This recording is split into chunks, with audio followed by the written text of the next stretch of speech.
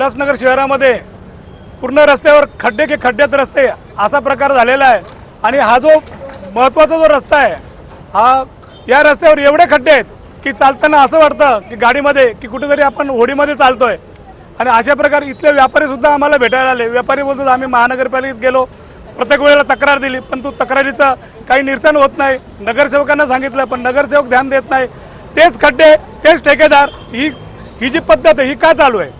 कारण की इथले जे अधिकारी आहे हे अधिकारी कमिशन घेतात आणि त्याच्यामुळे त्याच ठेकेदारांना परत ते ठेका भेटतो आणि ते ठेकेदार त्या ठिकाणी थुकपट्टी लावण्याचं काम करतात।